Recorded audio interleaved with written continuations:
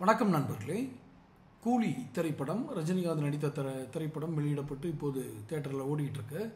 இதனுடைய ப்ரமோஷன், அதாவது பட ப்ரமோஷன் பண்ணுவாங்க இல்லையா, பிஸ்னஸ் ப்ரமோஷன். அப்போது லோகேஷ் கனகராஜ் அந்த டைரக்டர் ஒரு செய்தி சொல்லியிருக்கார். என்ன, இந்த படத்திற்கு ஏன் சர்டிஃபிகேட் கொடுத்துருக்காங்க, தணிக்கை குழு சென்சார் போர்டு ஏன் சான்றிதழ் கொடுத்துருக்காங்க. சான்றிதழ் கொடுத்தால் பெற்றோர்களுடன் அனுமதியுடன் அல்லது பெற்றோர்களுடன் தான் இந்த 18 வயதுக்கு கீழ்ப்பட்டவர்கள் செல்ல வேண்டும். பெற்றோர் அல்லது கார்டியன் இல்லாமல், பொதுவாக கார்டியன் கூட வச்சுக்கலாம். கார்டியன் இல்லாமல் இந்த 18 வயதுக்கு உட்பட்டவர்கள் அந்த படத்துக்கு போக முடியாது. இதுதான் அந்த சர்டிஃபிகேட்.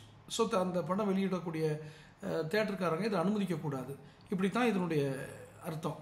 அது ஏன் சர்டிஃபிகேட் கொடுத்தாங்க கூலிக்கு? பொதுவாக சர்டிஃபிகேட்னாலே நம்ம ஊரில் என்ன ஒரு பொது புத்தியில் என்ன இருக்கும்னா, ஆபாச காட்சிகள் இருக்கும். அது படம் அப்படின்னா அது அடல் சொல்லி ஆபாச காட்சிகள் இருக்கும்.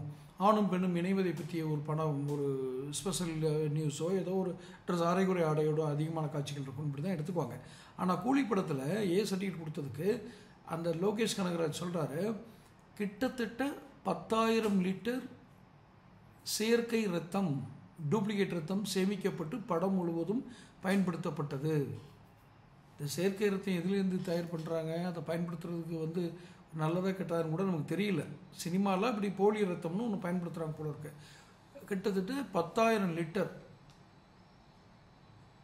அதில் அவர் அந்த 10,000 லிட்டர் எதில் பண்ணேன்லாம் சொல்லலை. 10,000 லிட்டர் பண்ணியிருக்காங்க. இதில் என்ன ஹைலைட்னா, ஹாலிவுட்டினுடைய குவாண்டின் ட்ராண்டினோ கூட இவ்வளோ பயன்படுத்தியிருக்க மாட்டார். இவ்வளோ ரத்தம் செலவு செய்திருக்க மாட்டார்.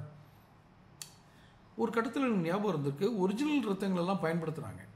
அப்போ அதுக்கு தடை விதிச்சு தான், நான் சொல்கிறது இப்போ 20 வருஷத்துக்கு முன்னாடி, 25 வருஷத்துக்கு முன்னாடி.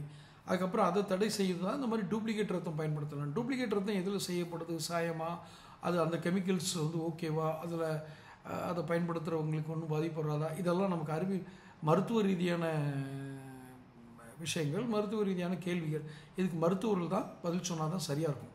இருப்பினும் கூலி படத்திற்கு ஏன் நாங்கள் சர்டிஃபிகேட் கொடுத்தோம், சர்டிஃபிகேட் கிடைத்தது அப்படிங்கிறதுக்கு டைரக்டர் கனகராஜ் லோகேஷ் கனகராஜ் சொன்ன விளக்கம் இது. பார்ப்போம். தொடர்ந்து பதிவுகளை சந்திப்போம். சேனல் சப்ஸ்கிரைப் பண்ணுங்கள், நோட்டிஃபிகேஷன் பெல் பதிவு பண்ணுங்கள், பிடிச்சிருந்தால் லைக் பண்ணி ஷேர் பண்ணுங்கள்.